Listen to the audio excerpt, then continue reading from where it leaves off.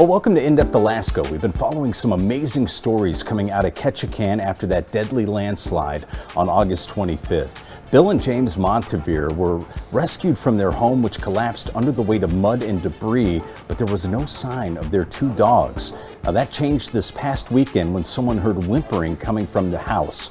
I had a chance to sit down with one of the firefighters who went in to see if they could save the family pets.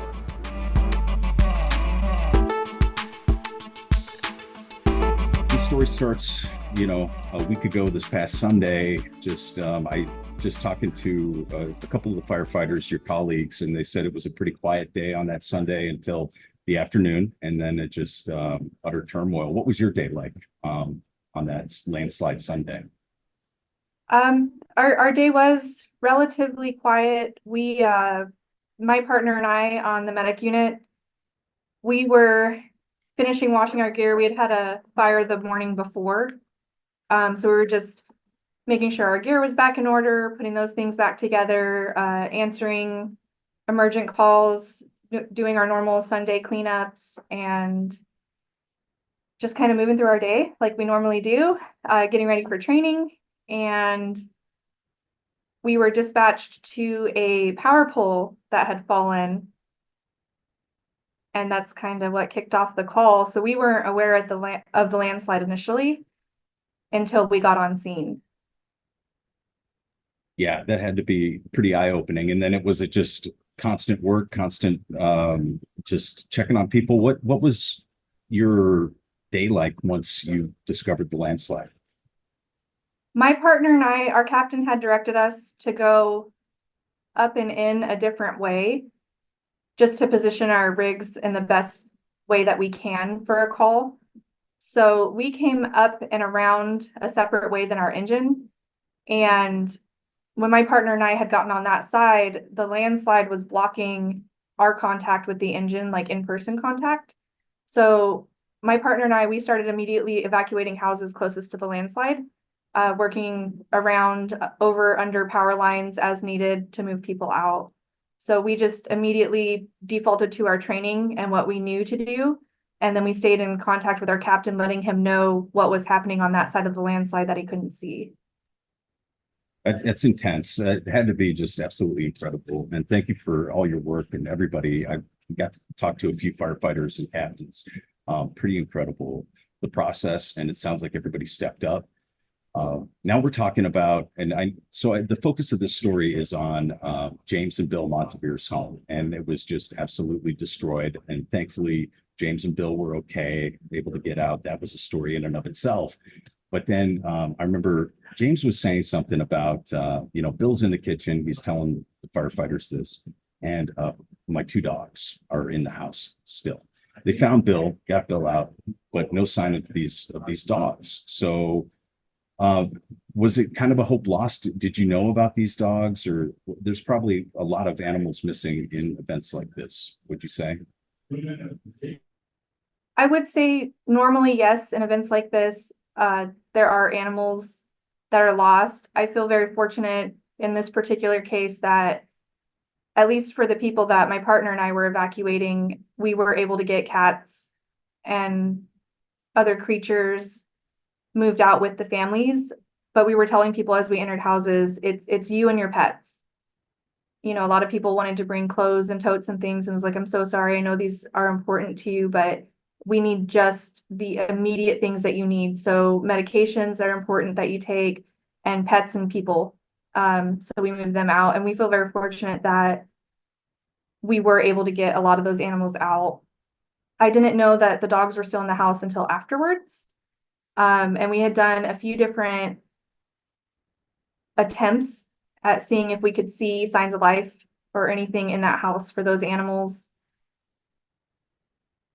And then this mission kind of came back through, that somebody had heard whimpering, and I immediately raised my hand because I wanted to go in. I wanted to see if we could find them. So you had heard that they were missing. You had heard that there were two dogs missing from James and Bill's house? After the landslide, yeah, not until after. Yeah, and because this is about a week apart, right? It's about 7 days from the landslide Sunday. I'm not sure what day did you find the dogs? Sunday. It was So Sunday. it was exactly 7 days. Exactly 7 days. So over the course of that 7 days, and I know speaking to Bill and James, they had somewhat come to peace with the fact that they were never going to see their dogs again. Did you, I guess, so when you raised your hand, you said, I want to go check it out. You knew that there were dogs missing. And so there was like some kind of sign of life that had to feel pretty good. It was very encouraging to hear that somebody had heard whimpering and that we were going to go in and look for them. And that was, so who was this somebody? So it was like kind of geologists, boots on the ground, people that are studying and just checking out homes still at that point.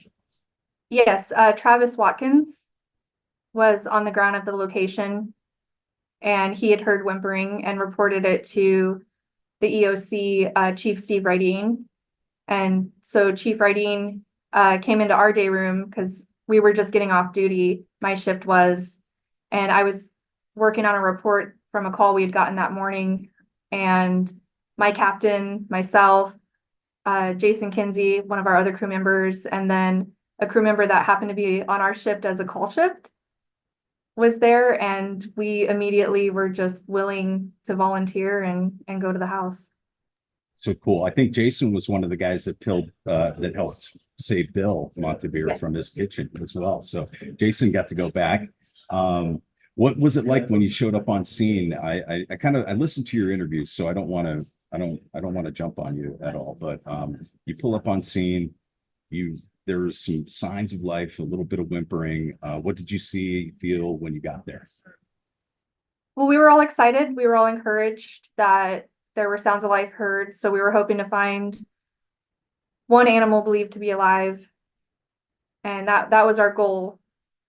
Pulling up on scene, we plan our position for our rig. We plan the equipment that we're going to need to carry. So we got into our protective gear.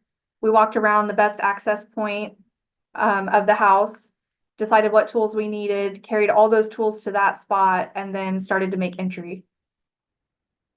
And now upon making entry, were you hearing these whimpers, or what were you hearing at that time? Yeah, we did.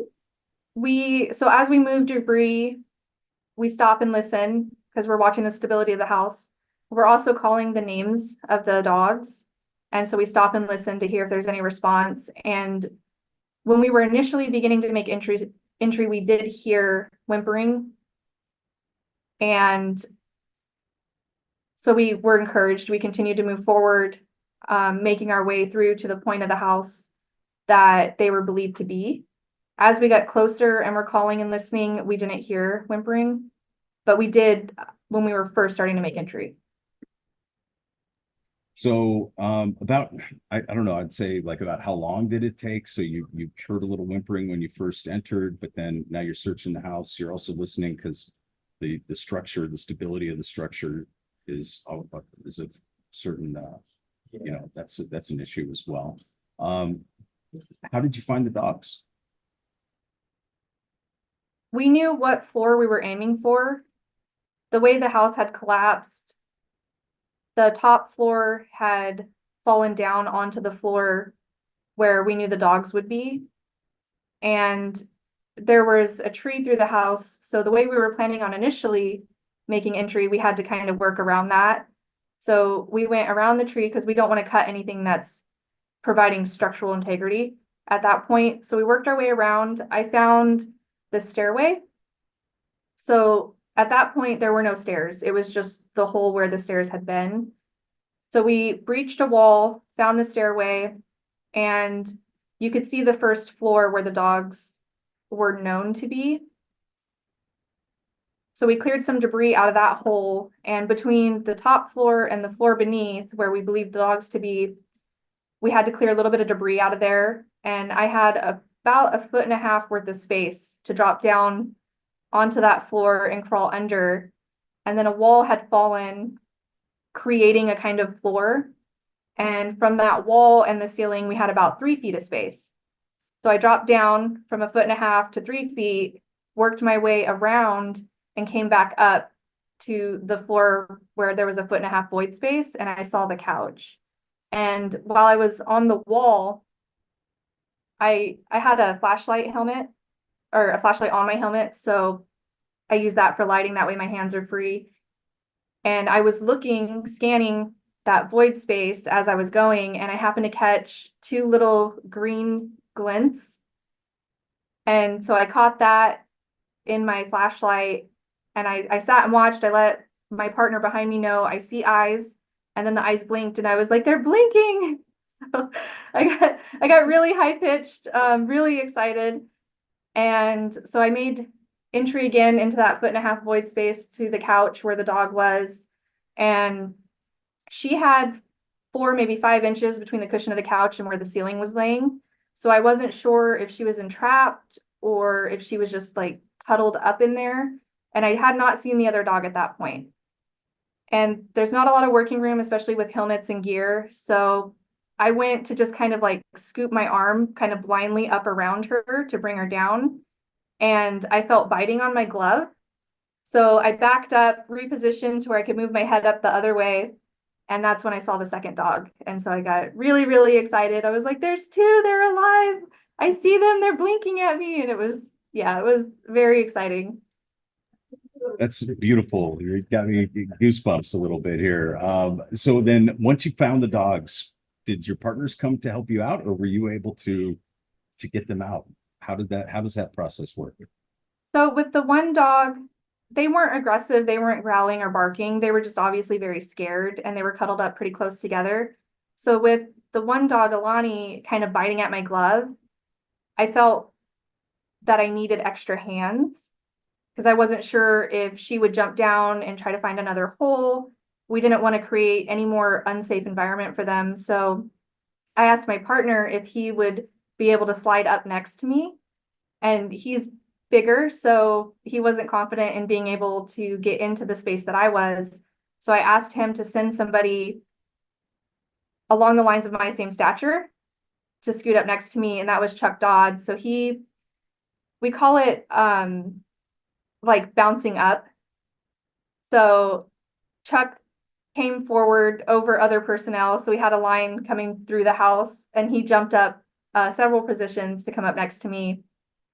And so I scooped Cassie kind of this way, away from Alani, and scooped her down into my chest. And then Chuck got Alani, and we kind of had to shimmy down on our backs out of the void space, holding the dogs. And then when we got to a point where we could maneuver enough to pass them off down that line, that's what we did. What a great story. Sorry, great story. Appreciate you sharing that with us. Were you able to be there for the reunion, or with I was Dave? not. I was Oh, the furthest person back in the house. So it took me longer to get out because we have to work our way out one by one. We don't want to overload any one spot in the house because none of it is still standing at that point. It's all relying on this other debris to hold up those ceilings and things. So we go one by one. We're very careful. We listen for any shifting, any creaking, any signs of movement, and we're very cautious of overloading any one spot. So we kind of safely and slowly work our way out. So I was the last to come out, but as soon as I exited the house, the first thing I wanted to do was see the dogs. So that's what I did. I went down to see them and just make sure they were okay. were you surprised at how good a shape they were in? I mean, it had been a week. It sounds like they were in pretty good condition. Yeah, you never know when you go into a structure collapse what you're going to find. We know the house kind of accordioning down, one floor fell on top of another, fell on top of another. So with all that debris movement and the movement of the floors, we really weren't sure what we were going to find. We were hoping for the best. And it just so happens that that's exactly what we found. I'm glad I didn't see any immediate injuries on the dogs. When I came up and had initially just seen Cassie, I saw her wiggling. So I'm like, okay, her body's okay. Like, I'm not seeing anything to indicate she has any real injuries, at least on the outside, because obviously we can't see what's going on inside. But yeah, the initial look was like, wow, she's in really good shape. And then seeing Alani, she is also in very good shape. So they both just kind of cuddled up together, kept each other warm. And yeah, we were very happy to see that they were in really, really good shape for the time that they had been in that house. congrats on an amazing rescue, and thank you very much for all that you do. Have you had a chance to speak with Bill and James at all? I have not personally gotten to. I was there when they came on scene to see their dogs, and seeing the joy and excitement in their faces and all that love. That was amazing to see. And I'm so happy to have been able to play a part in getting them back together and reunited. So Awesome. All right. Anything else you'd like to add or and shout out anybody? Sounds like a pretty cool operation. I would like to give a big shout out to my crew. My Captain Divelvis, he's been a great captain. And Jason Kinsey, Tyler Pendergrass, Chuck Dodd, the C shift crew that was there, Lieutenant Willie Schultz, Brian Short obtained a lot of the photos. He happened to be on duty with his camera, and so since they were on scene, he took some really, really great photos. And I'm not sure if I'm missing anybody else, but just everybody that was on scene there, Chief Rick Hines. It was really, really a cooperative effort by our team, and I'm very grateful to be able to work with those guys. I'm very privileged. I want to say thank you again to Crystal Schleif for talking to us. This is In Depth Alaska. Please like and subscribe the podcast.